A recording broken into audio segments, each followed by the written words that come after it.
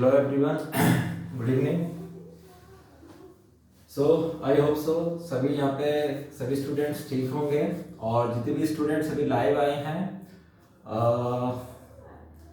Okay, Arushi, yes,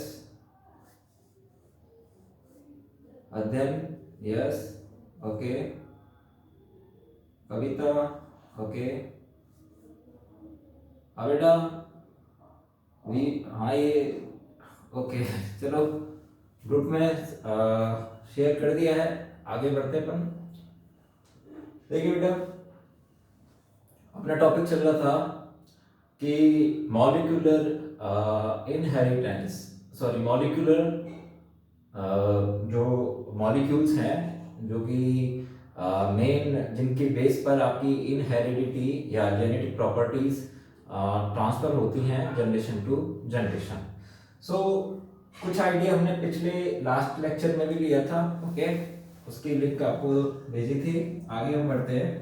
देखिए, आगे बढ़ने से पहले एक छोटा सा पॉइंट ऑफ व्यू आप यहाँ पे समझिए। वो क्या है कि जैसे हम नॉर्मली देखते हैं कि भाई आपके पास एक, सॉरी ये कुछ इंक ज्यादा हो गई है,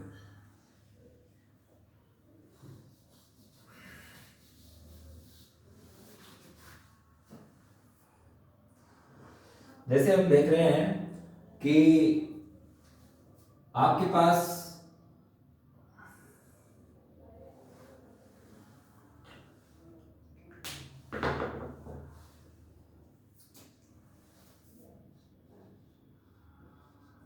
पॉइंट है बॉडी, ओके। बॉडी चाहे मल्टी सेलुलर हो या यूनिसेलुलर हो, उसकी जो यूनिट होती है वो होती है सेल, ओके। सेल बायोमोलिक्यूल से बनी हुई है, तो टेक्निकली सेल ही वो वर्ड है जिसमें आपकी लाइफ प्रोसेस हो रही है बाय द मेटाबॉलिज्म। एंड तो यहाँ पे आपको पता है कि सेल जो है इसकी वक्त आने पर डेथ भी होती है, ओके, जो कि आपकी दो टाइप से होती है। एक तो हम बोलते हैं एपोप्टोसिस या टाइप 1, और एक होती है ऑटोफेगी, ओके, टाइप 2।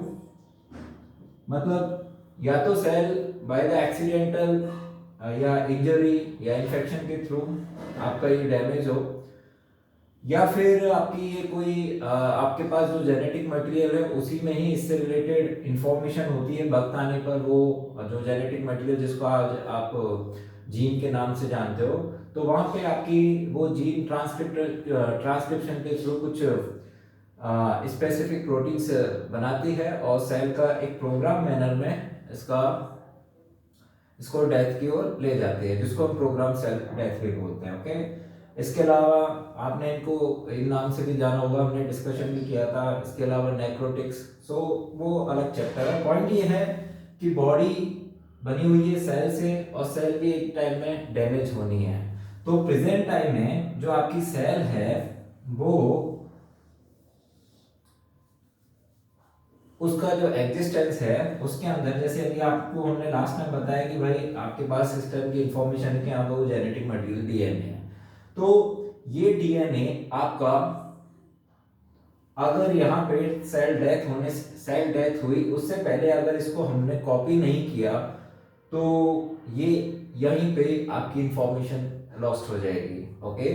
सो लाखों करोड़ों सालों से आपकी जो लाइफ का इवोल्यूशन है, इस मेन मटेरियल जिसमें आपकी इंफॉर्मेशन स्टोर है और वो one generation to next generation transcript duplicate हो रही है। इस डुप्लीकेशन के दरमियान ही इसमें बीच बीच में क्या है, जो कुछ एरर्स आते हैं, कुछ गलतियां होती हैं, प्रॉपर्ली वो डुप्लीकेशन नहीं हो पाता है। वहां पे जो सीक्वेंस होता है, जैसे कि आपको पता है न्यूक्लियोटाइड्स का सीक्वेंस है एक स्पेसिफिक, वो वहां पे थोड़ा सा म्यूटेशन की फॉर्म में वो चीज बदल जाती है। तो आपके पास सेल की नई जो जनरेशन है वो थोड़ा डिफरेंट होती है कंपेयर टू पेरेंटल जनरेशन। सो ये इवोल्यूशन का एक मेथड है। तो इन सब चीजों के बारे में हमने लास्ट टाइम में डिस्कशन भी किया था कि आपके पास जो जेनेटिक मटेरियल है वो क्या होना चाहिए और उसके लिए क्या क्या पैरामीटर्स हैं। तो आपको बताया था कि भाई उसके अंदर आपका जेनेटिक मटेरियल वो होना चाहिए, ऐसा जेनेटिक मटेरियल जो आपकी इंफॉर्मेशंस को, जो आपका डेटा है, ओके, बायोलॉजिकल या जेनेटिक इंफॉर्मेशन को स्टोर कर सके, वक्त आने पर उसको ट्रांसफर कर सके, transfer to the next generation,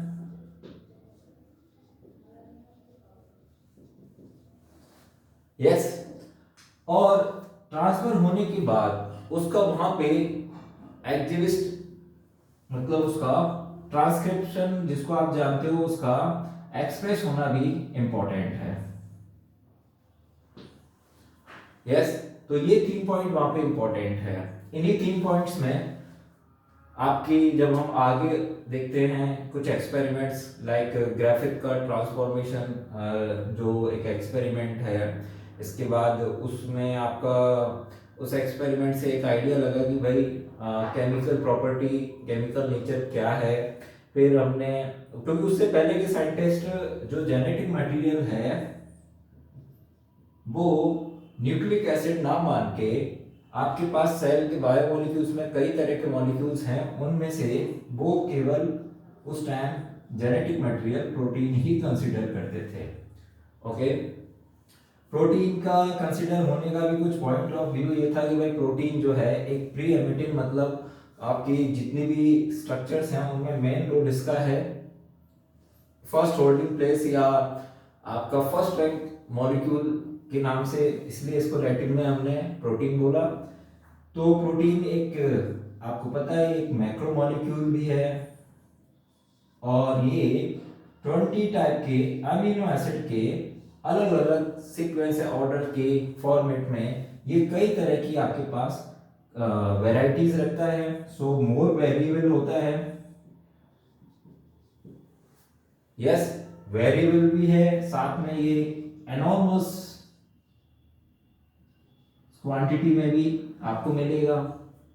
इसके अलावा नॉन प्रोटीनियस अमीनो एसिड से आपको दूसरे टाइप के भी इसमें अमीनो एसिड्स के अलावा आपके कुछ और भी अमीनो एसिड्स होते हैं जिनसे आपकी प्रोटीन नहीं बनती है, जैसे सिट्रुलिन, ऑर्निथिन, गावा वगैरह, वो सब हमने बायोमोलिक्यूल्स में डिस्कस किया था। दूसरा, प्रोटीन आपको पता है अमीनो एसिड का एक स्पेसिफिक अमीनो सीक्वेंस होता है। सो वहां पे आपने एंजाइम्स में पढ़ा कि प्रोटीन के मॉडिफिकेशन से ही आपके कैटालाइजर्स में भी, एंजाइम्स में भी, हार्मोन्स में भी, सम अदर फैक्टर्स, तो वो आपके सबस्ट्रेट के लिए इंडिविजुअल होते हैं। हर सबस्ट्रेट के लिए यहाँ पे एक कैटालाइजर या एक प्रोटीन का मॉडिफाइड फॉर्म होता है।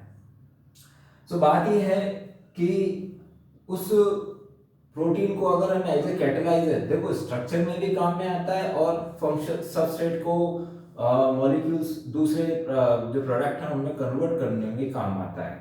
तो उनकी जो कैटालाइजर फॉर्म्स हैं वो यहाँ पे एज ए फंक्शनेट होते हैं।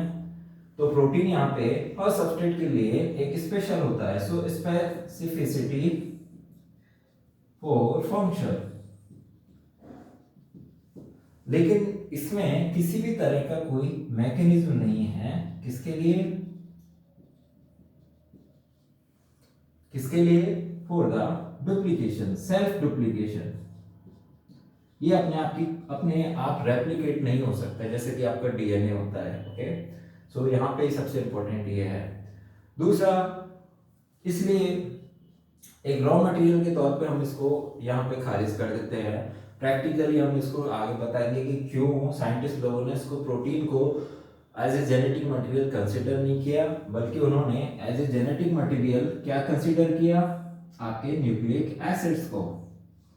Nucleic acids, you know that DNA deoxyribonucleic acid, RNA ribonucleic acid, yes. So वहां पे हम देखते हैं जैसे कि डीएनए को हम जानते हैं, आज आपकी इंफॉर्मेशन है कि सर डीएनए जो है मेनली ये आपकी जेनेटिक इंफॉर्मेशंस को स्टोर करने का एक फॉर्मेट है, जबकि आरएनए जो है ये आपकी इन इंफॉर्मेशन को ट्रांसपोर्ट करने का एक मीडियम है। ओके, जिससे आपकी ये इंफॉर्मेशंस एज ए प्रोटीन की फॉर्मेट में आए और वो स्ट्रक्चर और सेल की मेटाबॉलिज्म को कंट्रोल करती है। सो आरएनए इसी जेनेटिक इंफॉर्मेशन को कैरी करता है, सो एज ए ट्रांसपोर्टर। आपने एनसीईआरटी में भी पढ़ा होगा, बोर्ड लेवल पे आपकी क्लासेस हो चुकी है कि डीएनए में स्टेबिलिटी होती है, आरएनए एक्टिव मॉलिक्यूल्स है, उसमें आपने कुछ और भी चीजें पढ़ी हुई कि क्यों ये आपका स्टेबल है, क्यों ये आपका अनस्टेबल है, ये रिएक्टिव। तो इससे रिलेटेड जानकारी तभी हम आपसे शेयर करेंगे डिटेल में जब आपको डीएनए और आरएनए की जो केमिकल स्ट्रक्चर है उसका आइडिया आपको लग जाए। तो तभी आपको ये पता चलेगा कि भाई डीएनए क्यों स्टेबल है, क्यों। इसके अलावा आपको डीएनए के बारे में ये भी पता है कि डीएनए एक ये भी आपका एक पॉलीमर है, so you can say this is macromolecules, और ये प्रोटीन से भी बड़ा मॉलिक्यूल है। यस, मीन्स प्रोटीन में भी अलग अलग तरह के वर्जन है, लेकिन डीएनए में आपको डुप्लीकेशन भी मिलता है। इसमें मैकेनिज्म है डीएनए से डीएनए बनना, जिसको आप डीएनए रेप्लिकेशन देखते हो। यस, यहां से डीएनए से आरएनए भी बनता है, जिसको आप ट्रांसक्रिप्शन देखते हो। ये सब प्रोसेस आपने थोड़ा बोर्ड लेवल पे पढ़ा है, ये इसी टॉपिक में हम आगे डिटेल में पढ़ेंगे। तो यहाँ पे आपके पास रेप्लिकेशन या डुप्लीकेशन का मैकेनिज्म मिलता है। जब डुप्लीकेशन होता है, उस डुप्लीकेशन के दरमियान आपको पता है कि सेल के अंदर जब आपका जेनेटिक मटेरियल डुप्लीकेट होता है तो वो सेल डिवीजन की प्रोसेस के दरमियान ही होता है, क्योंकि सेल डिवाइड ही तो होगी जब सेल की डैमेज या उसकी जगह कोई न्यू वन जो सेल है उसको रिप्लेस करने की कंडीशन में आए। तो मैंने बताया कि सेल की डेथ होने या सेल को रिप्लेस करने का कोई भी रीजन अगर बने, like disease, like infection, like accident, कोई भी मेथड, ओके, सो सेल वहां पे डिवाइड होगी और अपने मटेरियल को वहां पे नेक्स्ट जनरेशन में शिफ्ट करेगी, चाहे वो माइटोसिस हो चाहे मियोसिस हो। तो उस दरमियान यहाँ पे मेनली आपका, अब देखो मायोसिस में तो आपका क्रॉसिंग ओवर के थ्रू आपने सेल डिवीजन में पढ़ा है, वहां थोड़ा आपका जेनेटिक मटेरियल एक्सचेंज होता है और लाखों करोड़ों सालों में आपकी नेचर यहाँ पे हर टाइम चेंज हो रही है, हर सेकंड में चेंज हो रही है। यस, ये पूरा एक सेटअप है इवोल्यूशन का, जिसमें नेचर का चेंज होना और चेंज नेचर के अकॉर्डिंग किसी बायोलॉजिकल उस फॉर्मेट को जिसमें उस नेचर के अकॉर्डिंग कंफर्टेंस है, एडजस्टेबल वाला उनके अंदर फीचर है, उसी को ही आगे रिप्रोडक्शन और फीडिंग के थ्रू आगे बढ़ने का मौका मिलता है। सो यहाँ पे सेल डिवीजन के दरमियान लाखों करोड़ सालों में आपका सोर्स जो वैरायटी लाने वाला जो सोर्स है, अल्टीमेट सोर्स, वो है आपकी म्यूटेशन। तो म्यूटेशन के थ्रू यहाँ पे थोड़ा डुप्लीकेशन के दरमियान क्या हुआ, चेंजेस हुए।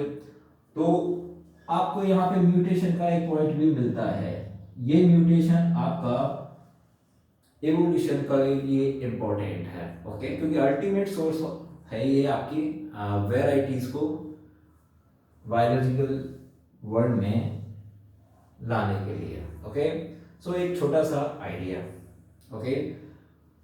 अब जेनेटिक मटेरियल की खोज कैसे हुई, वो हिस्टोरिकल एक्सपेरिमेंट, वो सब चीजें अभी हम आगे पढ़ेंगे। उससे पहले हम थोड़ा एक डीएनए और आरएनए जो कि न्यूक्लिक एसिड है, वही आपके मेन मॉलिक्यूल्स हैं, उनके बारे में हम थोड़ा सा पहले डिस्कशन कर लेते हैं, उनकी स्ट्रक्चर्स के बारे में। सो बेटा यहाँ तक क्लियर? Yes everyone?